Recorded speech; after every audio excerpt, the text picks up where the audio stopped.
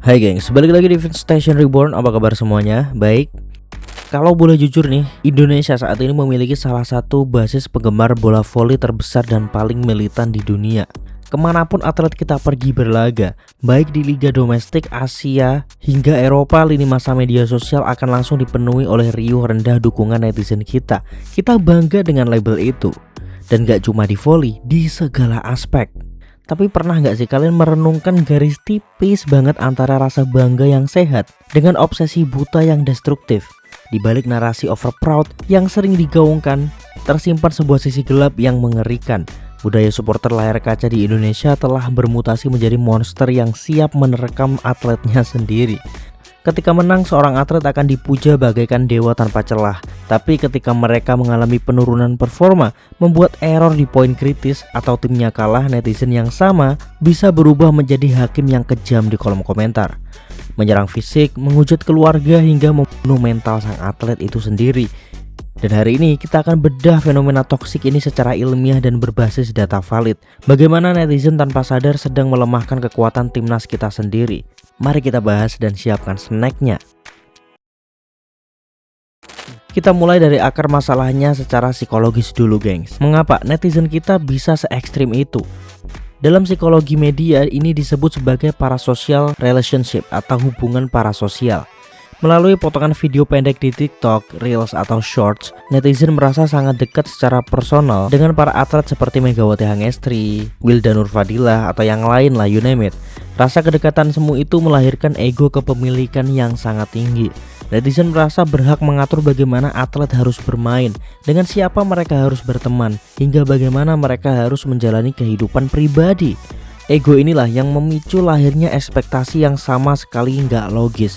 Netizen awam sering banget lupa bahwa atlet adalah manusia biasa, bukan robot di dalam video game yang statistiknya bisa diatur konstan 100% di setiap pertandingan. Dalam dunia olahraga profesional, performa naik turun atau fluctuating performance adalah hal yang sangat-sangat wajar gengs. Faktor kelelahan fisik akibat jadwal kompetisi yang padat, tekanan taktis dari tim lawan yang membaca strategi kita, hingga masalah kebugaran minor di lapangan adalah variabel yang mutlak ada. Ditambah lagi komentar negatif netizen kan makin dipukul-pukul itu. Tapi netizen yang berlogika pendek hanya melihat satu hal. Kalau kalah artinya atlet itu malas, sombong, atau tidak bernasionalisme. Terdengar familiar kan? Apakah hujatan netizen itu hanya angin lalu bagi para atlet? Jawabannya tentu tidak. Dampaknya sangat nyata dan merusak. Itulah kenapa kebanyakan pelatih itu biasanya melarang para atletnya bermain media sosial saat sedang di turnamen tertentu atau dalam liga tertentu. Berdasarkan riset dalam sport psychology, tekanan eksternal dari media sosial memiliki korelasi langsung terhadap peningkatan hormon kortisol atau hormon stres pada atlet. Ketika seorang atlet masuk ke lapangan dengan beban ketakutan akan dihujat satu negara jika melakukan kesalahan, fokus taktis mereka akan pecah. Mereka bermain dengan rasa takut, bukan dengan keberanian taktis. Kita bisa melihat indikator nyata dari tekanan mental ini di dunia nyata. Berapa banyak atlet top dunia, termasuk yang ada di Indonesia, yang terpaksa mengambil tindakan ekstrim berupa menonaktifkan atau membatasi kolom komentar di akun Instagram pribadi mereka saat turnamen berlangsung. Tindakan ini adalah defense mechanism atau mekanisme pertahanan diri yang paling otentik. Mereka terpaksa memutus komunikasi dengan para fans demi menyelamatkan kesehatan mental mereka dari polusi kata-kata kasar. Ironisnya, beberapa atlet luar negeri yang bermain di liga kita atau berhadapan dengan timnas kita juga sering menjadi korban cyberbullying terorganisir dari netizen Indonesia jika mereka dianggap bermain terlalu agresif atau mengalahkan tim favorit netizen. Ini bukan lagi bentuk dukungan terhadap olahraga ya, ini adalah pembunuhan karakter yang merusak reputasi sportivitas bangsa di mata internasional. Dan ini sering banget terjadi. Lalu siapa yang paling bertanggung jawab memelihara ekosistem toksik ini? Kita harus berani menunjuk hidung para konten kreator dan akun fanbase bodong yang haus akan angka engagement. Banyak akun di media sosial sengaja memotong klip video pertandingan secara sepotong-sepotong, lalu menambahkan musik yang dramatis dengan judul atau thumbnail yang sangat provokatif.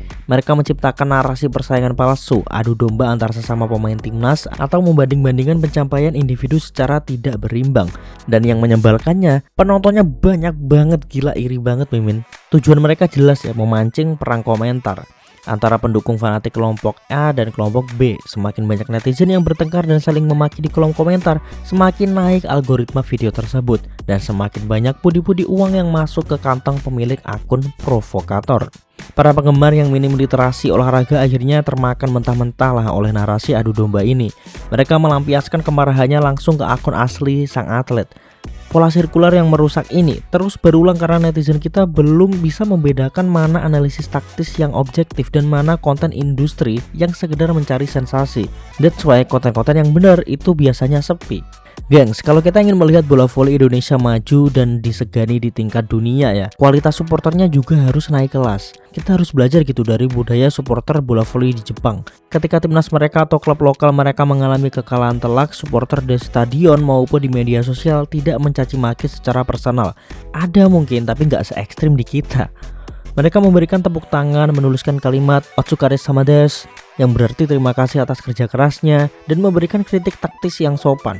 Mereka paham bahwa cara terbaik mendukung atlet kesayangan adalah dengan menjadi sistem pendukung atau support system yang kokoh saat atlet berada di titik terendah, bukan justru menjadi orang pertama yang menginjak-injak mental mereka. Mulai hari ini, mari kita ubah cara berkomentar. Kritiklah performa secara objektif berdasarkan taktik di lapangan, bukan menyerang personal. Kurangi sifat overproud yang destruktif dan tingkatkan rasa hormat yang suportif. Jadi gimana tanggapan kalian mengenai fenomena netizen toxic ini? Apakah kalian pernah melihat atau bahkan tanpa sengaja menjadi bagian dari lingkaran komentar ini? Yuk kita diskusi secara sehat dan cerdas di kolom komentar di bawah. Terima kasih semuanya, jangan lupa subscribe, bunyi lonceng notifikasinya supaya kalian gak ketinggalan konten-konten terbaru dari Finish Station Reborn selanjutnya. Jangan lupa pencet hype-nya. See ya in the next video gengs, and bye bye.